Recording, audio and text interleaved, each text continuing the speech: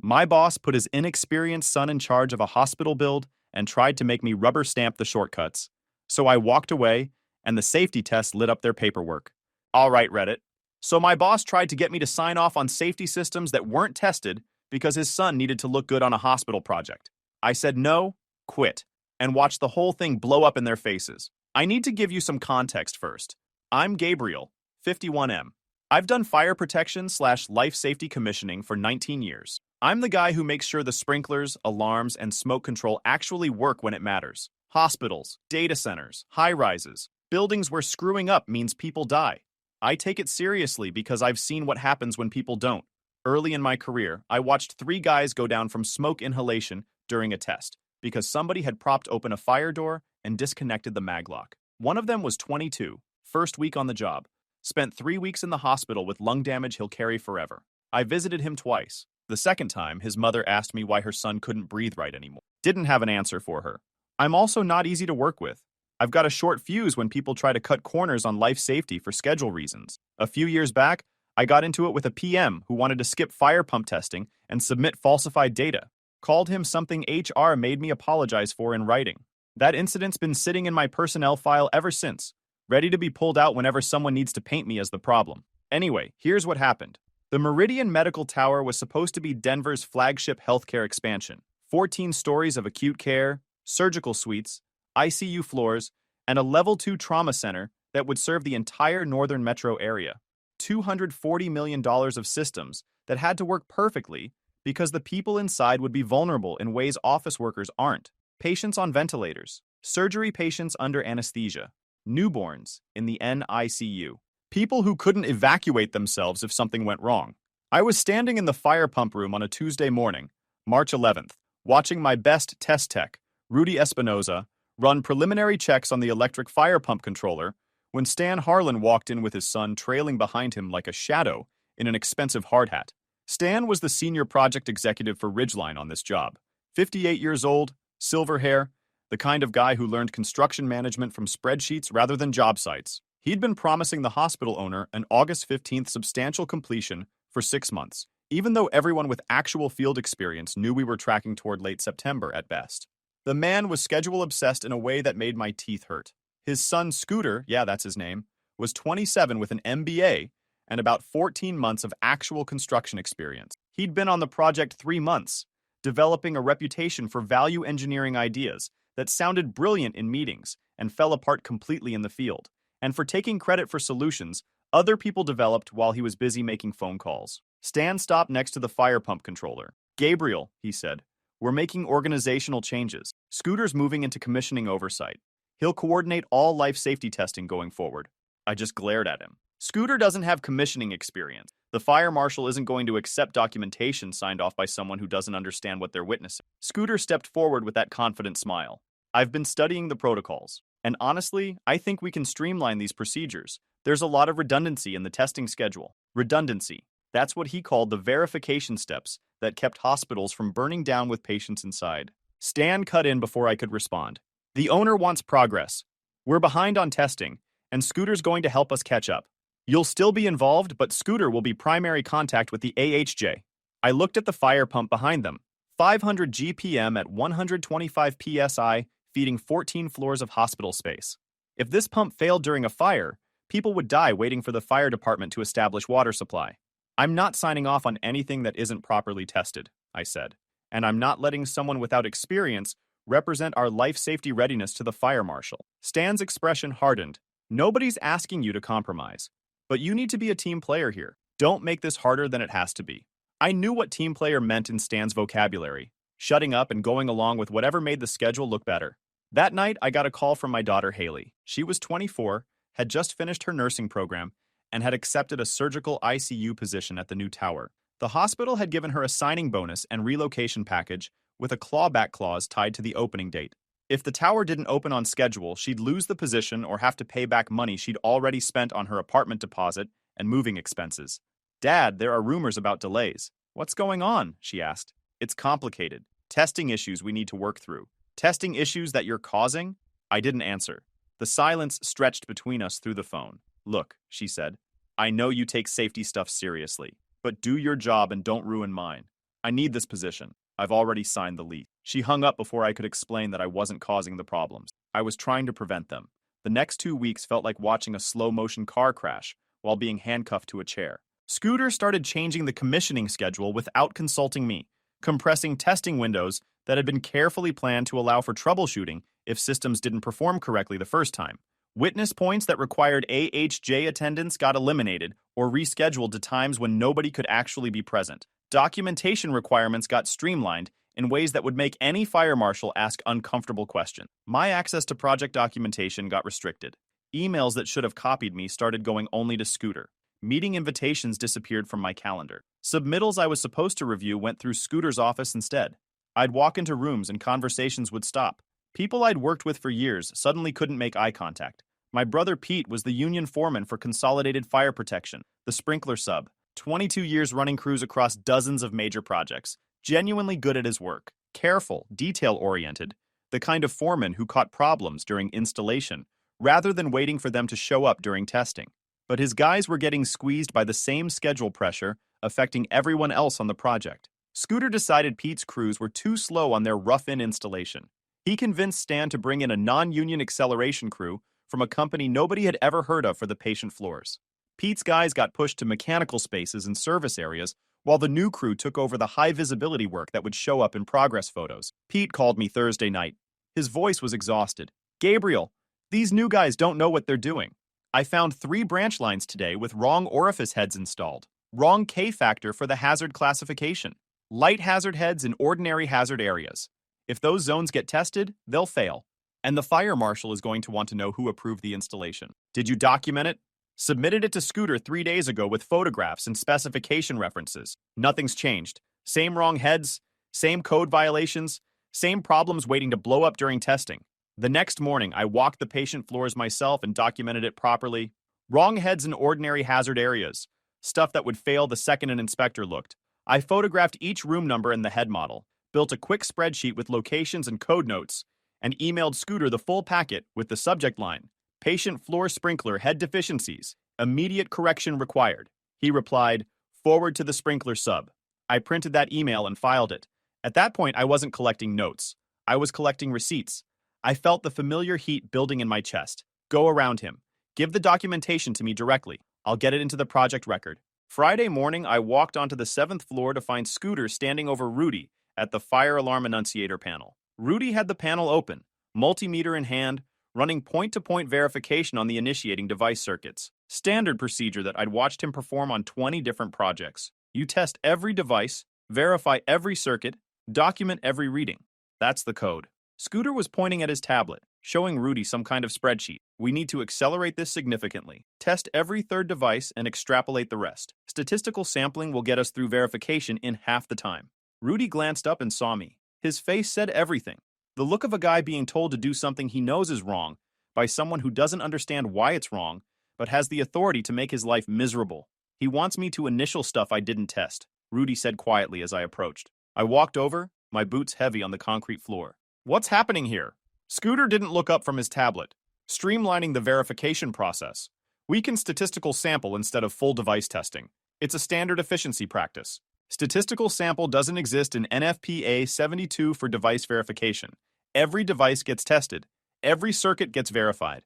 Not without a written alternative method approved by the AHJ. And we don't have that. Scooter finally looked at me with that condescending patience. The code allows for alternative methods with AHJ approval. Have you gotten AHJ approval for statistical sampling? Silence. I stepped between Scooter and the panel. Rudy, continue full verification. Every device, every circuit, per the approved commissioning plan that we submitted to the fire marshal's office. Scooter's jaw tightened. His face went red. I'm the commissioning coordinator now. I make these calls. You can coordinate whatever you want, but Rudy works for me, and he's not signing off on partial testing that violates code. Neither am I. If you want to explain to the fire marshal why you thought statistical sampling was acceptable, be my guest. The GC superintendent, Hank Webb, had walked up behind us during the exchange. He stood there with his arms crossed, weathered face expressionless, watching the confrontation unfold. The man had 30 years in the field. He'd seen every kind of corporate disaster, every kind of shortcut that seemed smart until it wasn't. Scooter looked at Hank like he expected backup. Hank just shook his head. That's not a schedule call. That's code. Can't help you there. Scooter's face went from red to almost purple. He jabbed a finger at me, close enough that I could feel the air move. This is exactly the obstruction my father warned me about. This attitude right here. This is why this project is behind schedule. Call it what you want. The testing protocol doesn't change. Scooter stormed off toward the stairwell, tablet clutched in his hand like a weapon he didn't know how to use. Hank watched him go, then turned to look at me. That's going to come back on you, he said quietly. You know that, right? I know. After that confrontation, Stan called me into his office. His assistant said immediately, which in corporate speak means drop everything and get your butt in here. He closed the door behind me, and when he turned around, the professional mask was completely gone. What I saw underneath was something colder. Let me be clear about something, Gabriel. His voice was quiet, controlled, dangerous. I don't need you to be right. I need you to sign. Your integrity doesn't pay liquidated damages. Either get on board or get out of my way. If this job slides, you'll be the reason on paper. That was the moment I knew there was no middle ground, no compromise, no way to protect myself from inside this organization while also protecting the people who would eventually occupy this building. The following week, Pete called me again. This time, his voice was different, tighter, angrier. Gabriel, I got copied on an internal memo today. Scooter's blaming the sprinkler head deficiencies on my crews. Says we installed wrong equipment, deviated from approved specs. The memo's already been distributed to the whole project team. That's garbage. The wrong heads came from his acceleration crew. Your guys weren't even on those floors. I know that. You know that. But the memo's already out there. One of my apprentices called me today, asking if he's going to get fired. Kid's 23 years old, got a baby on the way, and he's terrified he's going to lose his job over something he didn't even do. I'll document what actually happened, create a record that shows the real timeline. That's not enough. My aunt called me last night. She heard from someone at the union hall that Consolidated might get blacklisted from future hospital work in the metro area if this project goes sideways with our name attached to the problems. That's not just my job, Gabriel. That's every guy on my crew. That's their families. I sat with the phone pressed to my ear, feeling the weight of it. I can't fix this from inside, I told him. But I'm not going to let them pin it on you either. The following week, I started making phone calls, quietly, carefully, to people I'd worked with over the years who had moved on to other companies and other roles. One of those calls went to Sandra, who ran the commissioning division for an independent firm called Cornerstone Building Sciences. They specialized in owner's representative work, third-party commissioning oversight, and the kind of independent verification that building owners hired when they wanted someone whose paycheck didn't depend on the contractor's schedule performance.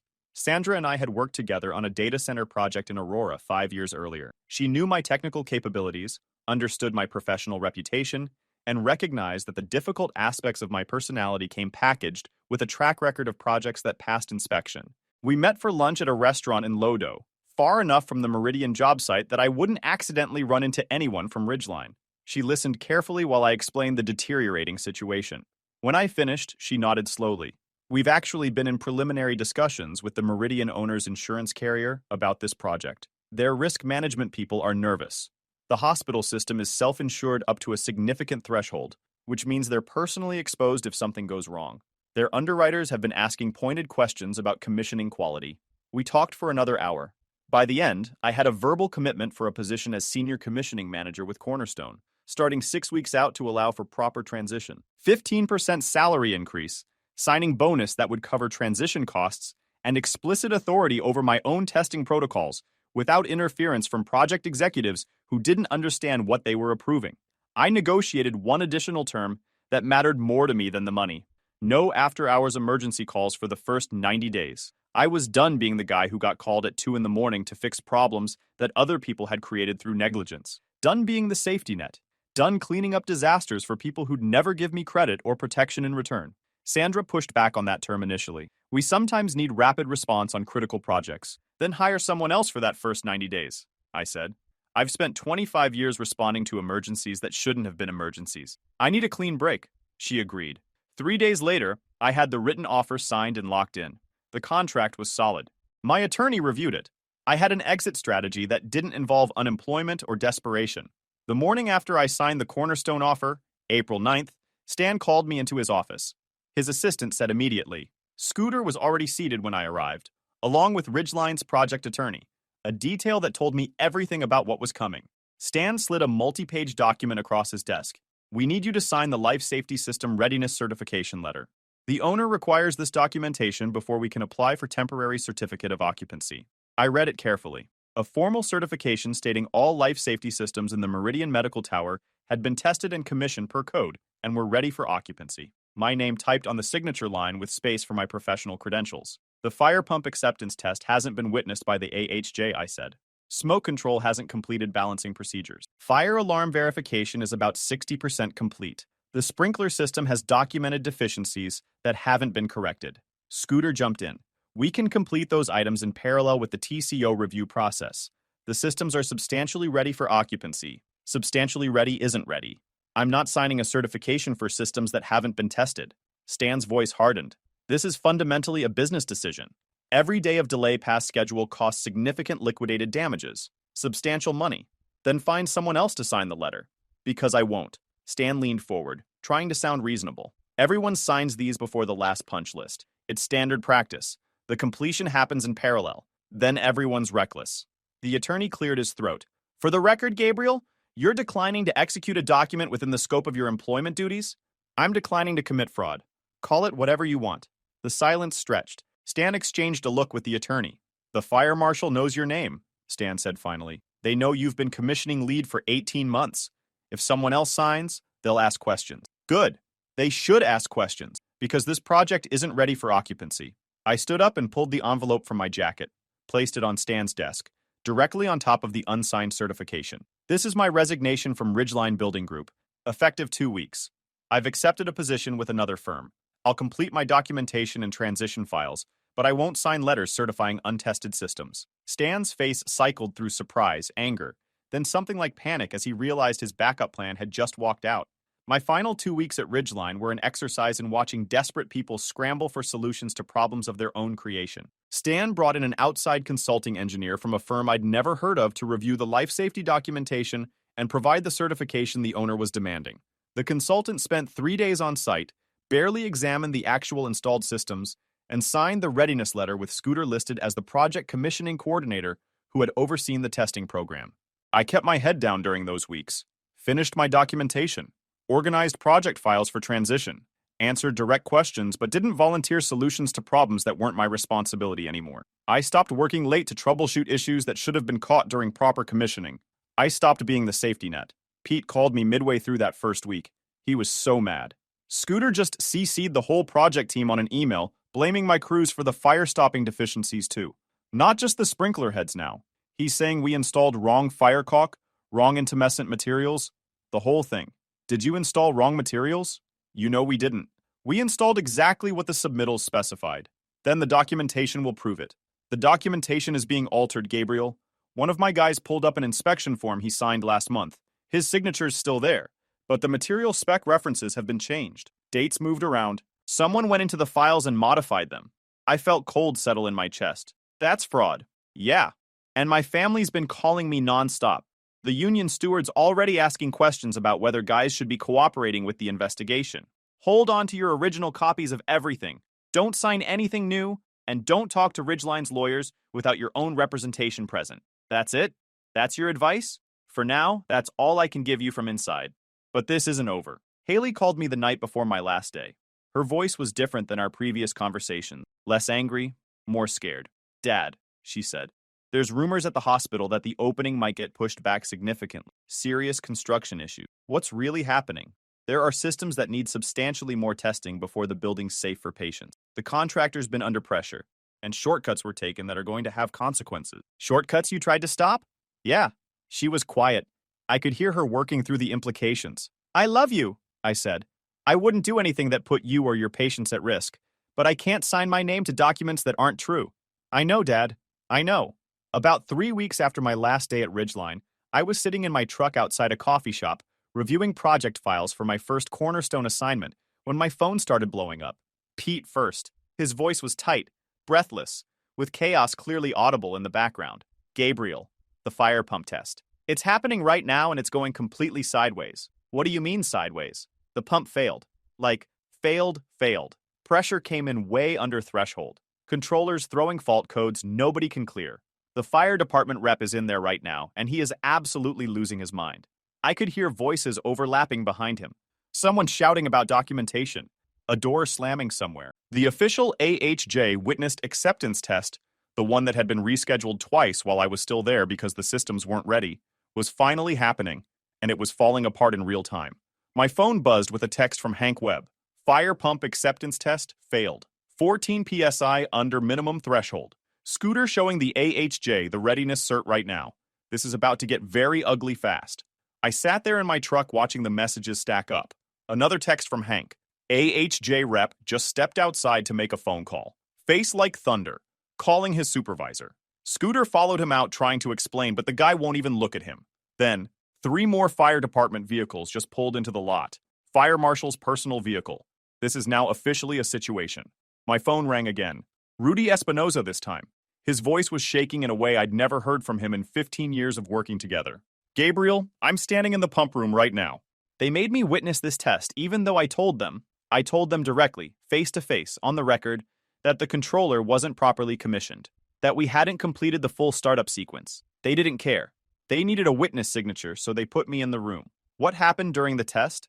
The discharge pressure hit 111 pounds per square inch, 14 points under the 125 pounds per square inch threshold on the stamped hydraulic calculations for this project. The transfer switch threw 3 fault codes I've never seen before, codes that shouldn't even be possible if the controller was programmed correctly. The jockey pump kicked on and off 6 times in 2 minutes, which means there's a pressure leak somewhere in the system that nobody ever found.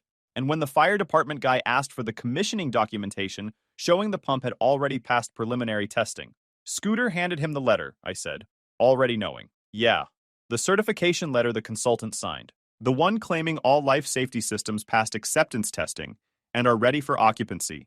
The AHJ rep read it, looked at the pump sitting there throwing alarms with pressure 14 points low, looked at Scooter standing there trying to explain, and his whole expression just changed. What did the AHJ rep say? He didn't say anything at first. That was the worst part. He just looked at the pump, looked at the pressure gauge reading 111 when it should have read 125 per the project calcs. Looked at the certification letter in his hand. Then he looked at Scooter. Then what? He folded the letter very carefully and put it in his clipboard. Then he turned to Scooter and asked one question, real flat. Who wrote this? Scooter started stammering about the consulting engineer, about the process. The AHJ rep didn't wait for him to finish. He walked out of the pump room without saying another word, just turned and walked out like Scooter wasn't even there. I followed him to the lobby. He's on the phone with his supervisor right now. I can hear him through the door saying phrases like falsified documentation and potentially fraudulent certification, and we need to escalate this to the state fire marshal's office. Another text from Pete. They're shutting us down. All life safety work stopped immediately pending formal investigation. Scooter's trying to blame instrumentation error, but the fire marshal himself just arrived, and he's not buying any of it. I closed my eyes and leaned back in my seat. The test failure itself wasn't surprising. I'd known those systems weren't ready. What I hadn't fully anticipated was how fast everything would cascade once the AHJ saw that certification letter next to a pump throwing alarms. By 5 o'clock that evening, it was official. The AHJ failed the acceptance test, froze all further inspections and approvals, and put occupancy on hold pending investigation into the discrepancy between certified documentation and actual system performance. TCO application denied. The owner's insurance carrier dispatched their own independent engineering team to conduct a comprehensive assessment of every life safety system in the facility. The smoke control test happened the following week after the hold was partially lifted to allow diagnostic evaluation. The results were significantly worse than the fire pump failure. Stair pressurization systems are designed to maintain a minimum pressure differential of 0.05 inches of water column between the stairwell and the adjacent corridor, preventing smoke from entering the stairs during a fire event so occupants can evacuate safely. That's basic life safety code. 3 of the 4 stairwells in the Meridian Tower tested below 0.03 inches of water column, which is a failure. 2 of them actually showed negative pressure differentials during certain test conditions, meaning they would actively draw smoke into the stairwells rather than keeping it out. The systems designed to save lives during evacuation would instead create death traps. The fire marshal's comprehensive walk-down inspection found 17 fire-stopping penetrations through rated assemblies that didn't match the approved documentation and couldn't be verified as code compliant. Rated fire doors with incorrect hardware that wouldn't latch properly during a fire event. Missing duct smoke detectors and return air plenums serving patient care areas. Fire and smoke dampers that had been physically installed in the ductwork, but never wired to the fire alarm system. Scooter tried to explain each deficiency as isolated. Subcontractor installation error. Documentation problem that could be resolved with additional paperwork. The fire marshal listened with the patient expression of someone who'd heard these excuses many times before. He took detailed notes on everything Scooter said. Then he asked to see the commissioning logs showing exactly who had verified each component and when. The logs showed Scooter's initials on verification steps that never actually happened. The consultant's certification based on a 3-day site visit that couldn't possibly have covered the scope described. The fire marshal didn't issue citations that day. He did something worse. He formally requested a joint meeting with the building owner, GC executive leadership, the project bonding company, and the owner's insurance carrier. I heard afterward that Stan tried to blame the failures on my departure, said I'd left critical work incomplete, suggested I might have deliberately sabotaged documentation on my way out. The fire marshal asked one straightforward question. Who signed the life safety readiness certification letter? The answer wasn't my name. The 6 weeks following the failed acceptance tests were absolute chaos at Ridgeline. The building owner froze all remaining contract payments pending resolution of the life safety deficiencies and a satisfactory explanation of how falsified certification documents had been submitted to regulatory authorities. The bonding company that had guaranteed the project opened a formal investigation into whether the work had been properly managed and whether their exposure was going to result in significant claims. The insurance carrier required independent third-party verification of all completed work before they would even consider reinstating coverage for the facility. Pete called me in the middle of that chaos, his voice exhausted in a way I'd never heard from him. They're blaming my crews for everything now, he said. Scooter submitted formal documentation to the bonding company investigator claiming we installed wrong materials, deviated from approved submittals, failed to follow specifications. He went back and altered inspection sign-off forms after the fact, changed dates, changed specification references, made it look like we deviated from approved materials when we installed exactly what the submittals told us to install. That's document fraud. That's criminal. I know it's fraud, but the company lawyers are involved now, and they're circling the wagons to protect leadership. My union steward's telling guys not to talk to anyone without legal representation present. My cousin won't even look at me on site anymore because his foreman told him to stay away from anyone connected to Consolidated until this shakes out. The fire marshal's investigation is going to subpoena the original documentation from the project servers. The bonding company's auditors are going to pull email records and submittal logs and change tracking data. If Scooter altered documents after they were originally created, the electronic timestamps and metadata will show exactly when those changes were made and by whose login credentials. And if the investigation doesn't dig deep enough to find that evidence, this much money is at stake, they'll dig. Bonding company has millions in exposure.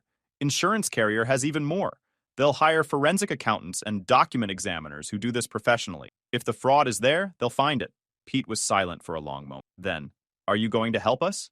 Actively help us, I mean? I'm going to tell the complete truth when I'm asked, and I'm going to make sure I get asked. That's the help I can provide. Haley called 2 days later. The hospital had officially announced a minimum 3-month delay, possibility of more depending on remediation progress. Her position was being held, but the clawback was enforced. She owed $8,000 she'd already spent on apartment and living expenses, money she didn't have available to repay. Dad, I'm sorry. She'd been crying. I was so angry at you. I blamed you for creating problems, for being difficult, and you were right about everything. I didn't want to be right. I wanted the building safe and your job to start on time. Those should have been compatible. What happens now? The building gets fixed. Systems get properly tested by people who know what they're doing. It opens eventually, and it'll actually be safe. But it takes longer and costs more than if they'd done it right initially. Her voice hardened. The nurses are all talking. Someone falsified safety certifications. The hospital could have opened with systems that didn't work. People could have died. Patients who couldn't evacuate. Staff trying to help them. Me. My friends from nursing school. I know. Ridgeline's HR contacted me 3 times during this period. First to remind me of the standard confidentiality provisions in my original employment agreement and suggest any public statements could be considered violations subject to legal action. Second, to offer a settlement package in exchange for a comprehensive release preventing cooperation with any investigation or legal proceeding. I declined. The third call came from their head of employee relations. Voice smooth and practiced. We'd hate for you to complicate things, Gabriel. For everyone's sake, then tell your people to stop forging. Long pause. The call ended. I saved that voicemail. My attorney said it might prove useful as evidence of attempted witness intimidation. Stan and Scooter turned on each other 5 weeks into the investigation. The bonding company's forensic auditors recovered email records showing Stan had directly instructed Scooter to expedite certification by whatever means necessary to meet timeline. Scooter had responded by documenting his concerns in an email he'd written but never sent, saving it in his drafts folder as insurance. But Ridgeline's exchange server retention policy meant even unsent drafts got backed up to the corporate archive, and the e-discovery process pulled it. When confronted with Scooter's unsent email, Stan claimed he never gave those instructions and Scooter had acted independently. When shown the discrepancy, Scooter claimed his father had pressured him into actions he knew were wrong. The bonding company's final report recommended immediate termination of both Stan and Scooter, referral of the consulting engineer to the state licensing board, and notification of relevant authorities regarding potential criminal charges. I started at Cornerstone Building Sciences on a Monday morning in late October, after the leaves had started changing color in the mountains west of Denver.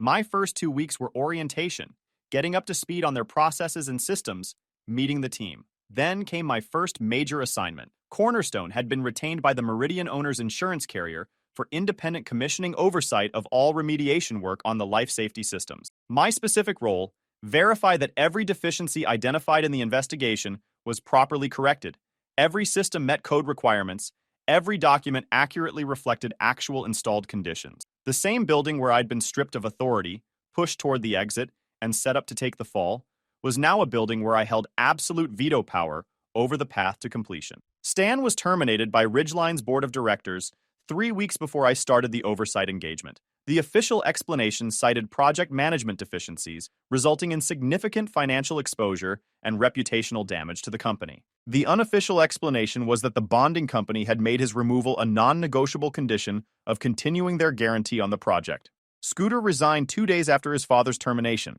His LinkedIn profile now says independent construction management consultant, but word travels fast in the Denver construction community. As far as I've been able to determine, he hasn't secured any consulting clients. The consulting engineer who signed the fraudulent certification had his professional license suspended by the state board pending formal hearing. Criminal referral was under consideration by the district attorney's office. Pete's crews were formally cleared of any wrongdoing in the final investigation report. The forensic document analysis proved exactly what he'd told me. They installed exactly what was specified, and problems originated from management decisions and documentation fraud at levels far above the field. His company received a substantial change order for corrections that weren't their fault, and their reputation in the local market improved once the truth came out. But it wasn't free. Pete told me later his guys lost close to 400 hours of work during the stop work period. Consolidated ate about $12,000 in legal fees fighting the false accusation. A few of his younger guys quit during the uncertainty, spooked by the rumors. The vindication was real, but so was the damage. The remediation took 4 months of intensive work. I witnessed every acceptance test personally, reviewed every piece of documentation for accuracy and completeness, walked every floor with the fire marshal, and answered every technical question he had about the systems and their verification procedures. The fire pump passed on the first attempt after the motor was replaced and controller properly programmed by someone who actually understood the system. Smoke control achieved full compliance after significant rebalancing. All fire stopping was removed and reinstalled with proper documentation. Fire alarm verified device by device, circuit by circuit.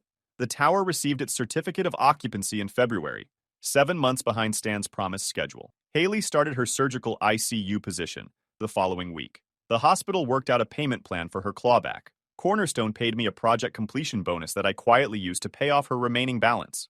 She called me the night before her first shift. "Dad, I walked through the building during orientation. Everything's where it should be. That's how it's supposed to work. I just wanted to thank you for walking away instead of going along." The next morning, I drove to the Meridian Tower for a final walkthrough with the fire marshal.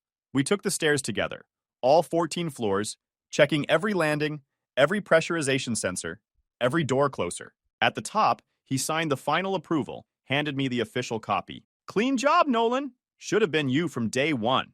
I walked back down alone. In the lobby, I passed a group of nurses in scrubs heading toward the elevators. One of them was Haley. She didn't see me, but I saw her, laughing with her colleagues, starting her first real day.